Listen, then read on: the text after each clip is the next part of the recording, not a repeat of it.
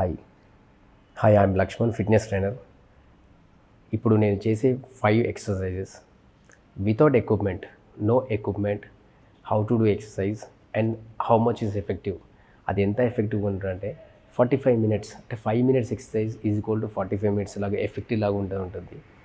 Cardio అంటే floor exercise, మనం floor మీద అయితే ఏదైతే ఎక్సర్సైజ్ చేస్తామో అది ఎఫెక్టివ్. ఎన్ని ఎక్సర్సైజ్ చేయొచ్చు ఆ 5 మినిట్స్లో అనేది ఇప్పుడు చూపిస్తున్నాము. Just go through it. First exercise వచ్చేసి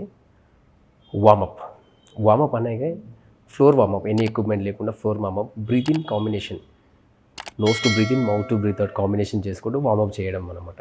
ఫస్ట్ మనం నెక్ నుంచి రొటేషన్తో క్రాక్ చేద్దాం. 5 times warm up. Neck up and down. Warm up చేసేటప్పుడు always nose to breathe in, mouth to breathe out ఉండాలి. Next rotation, forward rotation, twinking thrust,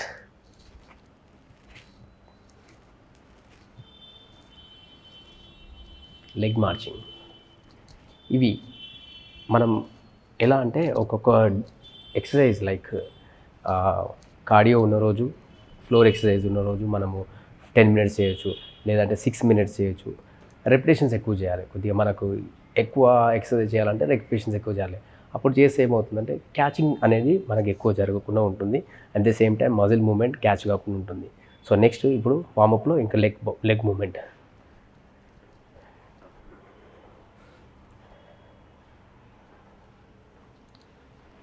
దాని తర్వాత వచ్చేసి ankle rotation, clock anti clock wise.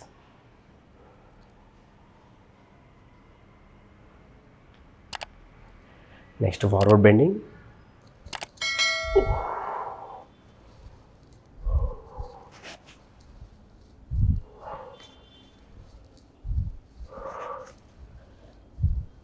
Swinging hand side to side.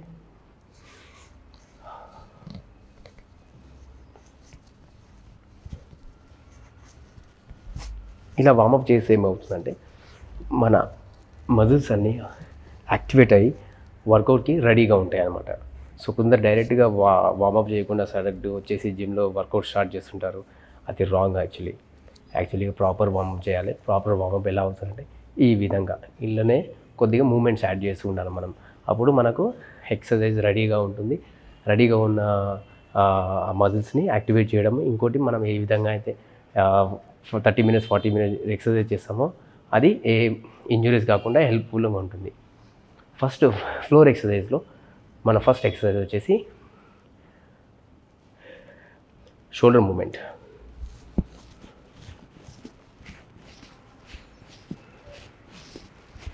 Fifteen times వరకు చేయొచ్చు ఇలా.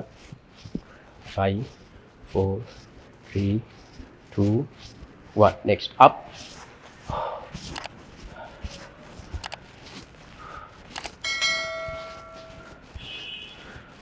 Next front.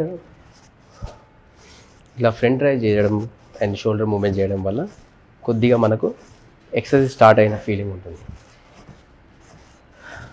Hand flies. ఇదే విధంగా చాలా వరకు మన ఫ్లోర్ ఎక్సర్సైజ్ అనేసరికి మనము జంపింగ్స్ అవి చేస్తుంటాం. బట్ స్టాండింగ్ పొజిషన్లోనే చెమటలు పట్టేలా 5 మినిట్స్లో చెమటలు పట్టేలా ఎక్సర్సైజ్ ఇప్పుడు చేయబోతున్నాం మనం. అది ఎంత ఎఫెక్టివ్ అనేది మనం చూద్దాం ఇప్పుడు. నెక్స్ట్ వచ్చేసి leg moment and elbow kick. Hand head పైన బ్యాక్ పెట్టుకొని and elbow need to kick చేయడం. ఇది బ్యాక్ టు బ్యాక్ జరగాలి. ఇది జరుగుతున్న క్రమంలో మనం బ్రీత్ ఇన్ ఎలా తీసుకోవాలి, బ్రీత్ అవుట్ ఎలా ఇవ్వాలి, అట్ ద సేమ్ టైం ఎన్ని రిపిటేషన్ చేయాలి. 1 2 3 4. మీరు చూసినట్టయితే ఈ ఆబ్లిక్ మూమెంట్ని ఎక్కువ టార్గెట్ చేసినట్టు అవుతుంది. 7 8 9 10 11 12 13 14 15. మోర్ దెన్ 20% ఓబీస్ ఉన్న వాళ్ళు ఒక 30 రెపిటేషన్స్ వరకు టార్గెట్ చేయొచ్చు. నెక్స్ట్ 1 2 3 4 5 6 7 8 9 10 11 12 13 14 15 ఇది 1 సెట్ అయ్యింది. సో ఇలా మనం ఎక్కువ స్ట్రెయిన్ కావడానికి 2 to 3 సెట్స్ చేయాలన్నమాట. నెక్స్ట్ వచ్చేసరికి side kicks with standing balancing అంటే ఇలా ఉండాలి. అండ్ మన బ్యాక్ స్ట్రేట్గా ఉండాలి, మన నీ స్ట్రేట్గా ఉండాలి, హ్యాండ్ వచ్చేసరికి బ్యాక్ ఉండాలి. సో మన లెగ్ వచ్చేసరికి టర్న్ చేయాలి, కొద్దిగా టర్న్ చేసి ఎల్బో టు నీ కిక్ చేయాలి. అప్పుడు మన సైడ్ ఆబ్లిక్స్లో వెయిట్ వస్తుందన్నమాట. 1 2 3 4 5 6 7 8 9 10. సో అదే మీకు చెప్పినట్టుగా 20% మోర్ దెన్ ఒబేసిటీ ఉన్న వాళ్ళు ఎక్కువ రెపిటేషన్స్ లైక్ 30 to 40 టార్గెట్ చేసుకోవాలి. మోర్ దెన్ 20% అంటే తక్కువ ఉన్న వాళ్ళకి 15 to 20 repetitions enough and 2 to 3 sets. So next set సైడ్కి వెళ్దాం. మనం రైట్ అయిపోయింది, నెక్స్ట్ సెట్ లెఫ్ట్. 1 2 3 4 5 6. బ్యాలెన్సింగ్ కాకపోతే మీరు వాల్ సపోర్ట్ కూడా తీసుకోవచ్చు ఇలా, లేదంటే స్టిక్ సపోర్ట్ కూడా తీసుకోవచ్చు. 10. నెక్స్ట్ ఫ్లోర్ వర్కౌట్లో third exercise opposite knee lift and elbow kick. Knee lift elbow punch. 1 2 3 4. ఇది అబ్డమిన్లో ఎక్కువ ఎఫెక్టివ్గా ఉంటుంది. అట్ ద సేమ్ టైం మనకు ఈ బెల్లీ ఫ్యాట్ ఏదైతే ఉందో ఆ బెల్లీ ఫ్యాట్లో లూజ్ అంటే కొద్దిగా ఈ మొబిలైజేషన్ ఎక్కువగా ఉపయోగపడుతుంది. ఈ ఎక్సర్సైజ్ మనం వార్మప్లో కూడా చేయొచ్చు, అట్ ద సేమ్ టైం వర్కౌట్లో కూడా చేయొచ్చు. వార్మప్లో అయితే ఒక 5 చేయొచ్చు, వర్కౌట్లో అయితే 25 వరకు చేయొచ్చు. రైట్, ఇది కూడా 2 to 3 సెట్ డివైడ్ చేయొచ్చు. ఎందుకంటే డివైడ్ చేసినాక రెస్ట్ ఈ ఎక్సర్సైజ్ వల్ల మనకు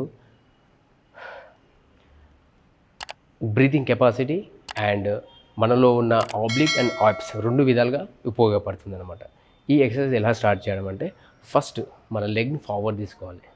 ఎవరైతే మోకాల నొప్పి ఉంటుందో వాళ్ళు లెగ్ ఇలానే ఉండి చేయొచ్చు. మోకాల నొప్పి లేని వారు ఇలా చేయాలి.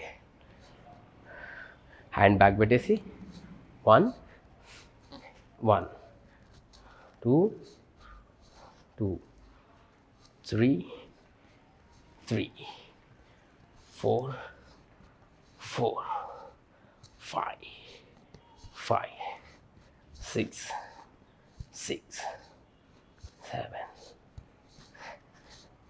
8 8 9 9 10 10. సో నెక్స్ట్ సెట్కి వెళ్దాం. ముందు మనం leg marching and position change, hand position change. ఈ హ్యాండ్ పొజిషన్ చేంజ్ చేసేటప్పుడు సేమ్ వేలో ఉండాలి. డిస్టెన్స్ చెక్ చేసుకోవాలి ఒకసారి అండ్ బ్రీతింగ్ కంటిన్యూషన్ ఉండాలి.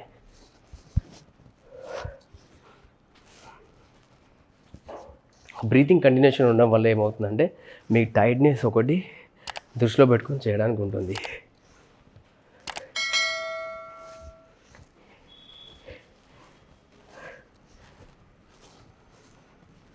Okay, 3 more, 2 more,